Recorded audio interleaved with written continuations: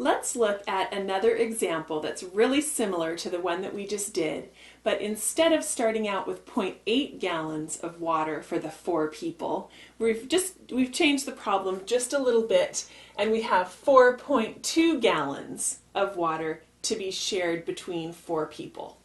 So now our division problem becomes 4.2 divided by 4 instead of 0.8 divided by 4. So let's go ahead and set this problem up using our long division method, and then we'll work it out from there. So we begin with the 4.2 underneath the division box here, and the 4 out in front. Now, before I even begin, I want to make sure and place the decimal point up in my quotient. So right here where the decimal is in the dividend, I come up and I place a decimal nice and straight up above in the quotient. And then I can begin my division just like I was doing long division with whole numbers. So I start by dividing the first number here in the dividend, divided by divisor. So I start with 4 divided by 4.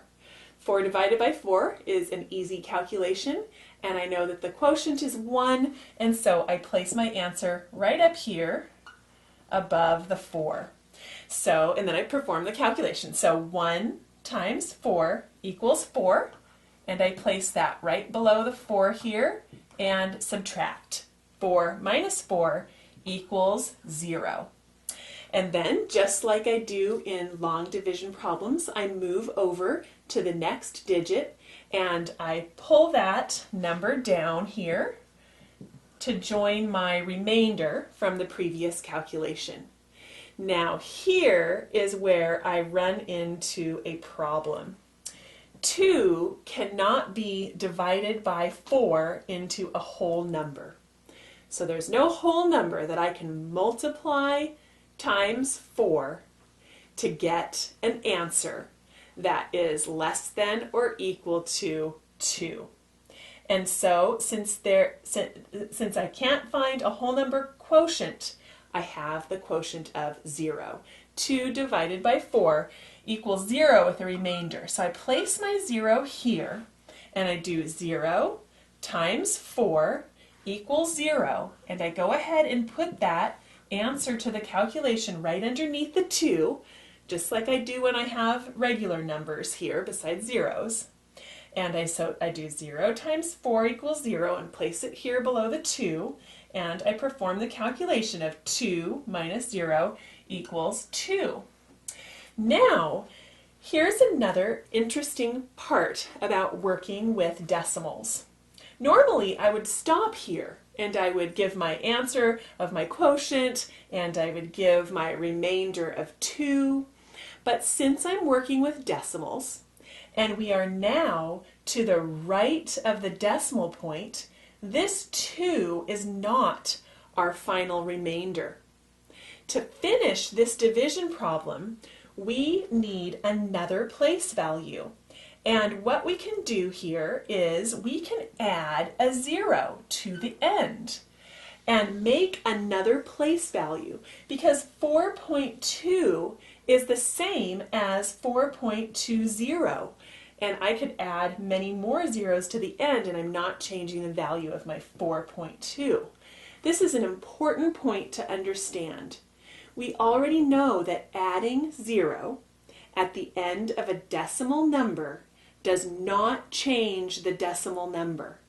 We could add as many zeros as necessary to the end of a decimal number without changing the value of our dividend.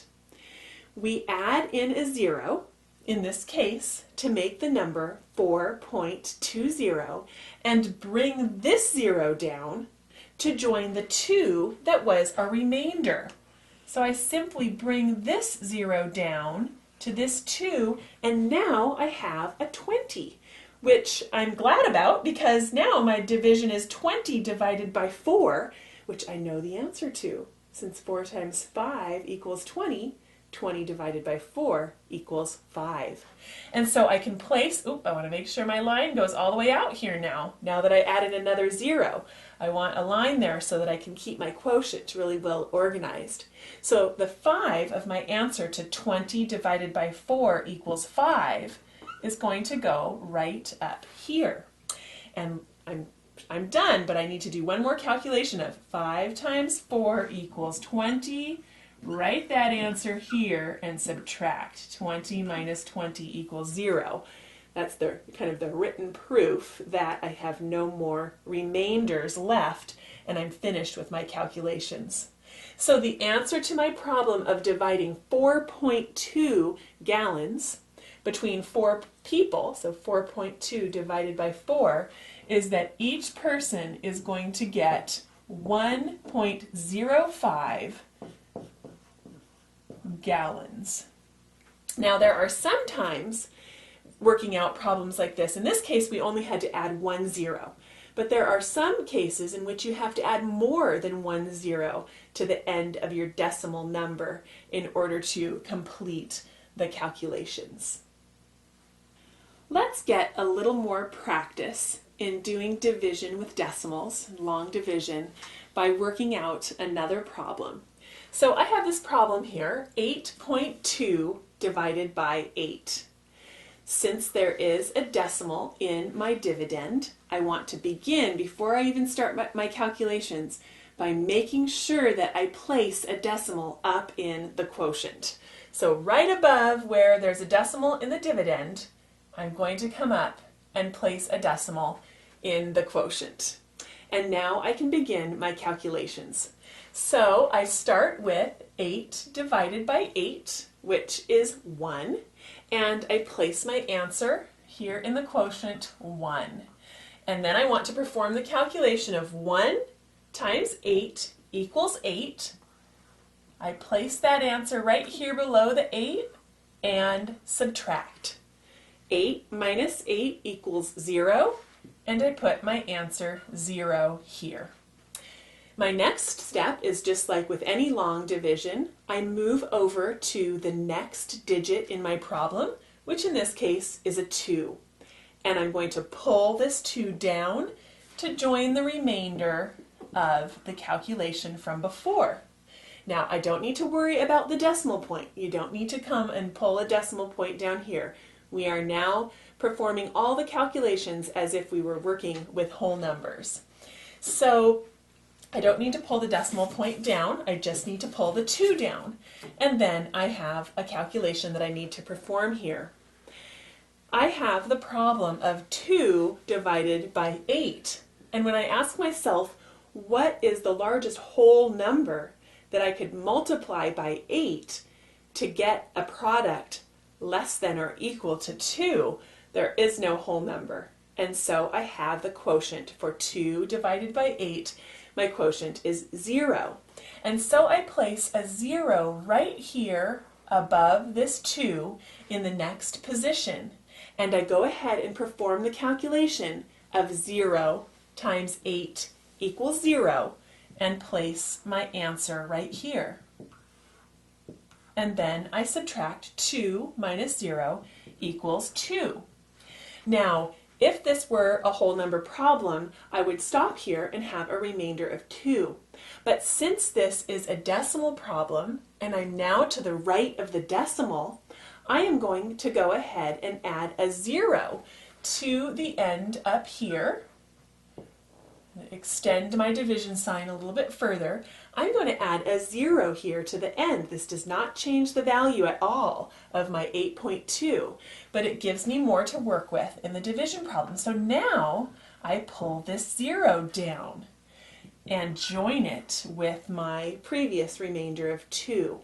And so now I've got a problem to work with that is 20 divided by 8. What is the largest whole number that I can multiply by 8 and get a product less than or equal to, as close as I can get, to 20? The answer to that question is 2. So I place the 2 right here and perform the calculation of 2 times 8 equals 16. and I place that 16 here below my 20. 20 minus 16 equals 4. And again, I would think that I would have a remainder here and stop, but since it's a decimal problem, I'm going to continue. And I can add another 0 to the end now. So I add another 0, extend my quotient area up there a little bit, add another 0, and pull it down now to join the 4 to make 40. And now I have the problem 40 divided by 8. Well, we know our multiplication table so well. We know that 8 times 5 equals 40, and so 40 divided by 8 equals 5, and I can place my answer right here in the next position up in my quotient. I still do want to perform this last calculation of 5 times 8 equals 40, place it here below the 40, and subtract. There's the proof that I'm finished with my problem. I have a remainder of 0. So 8.2 divided by 8 equals 1.025.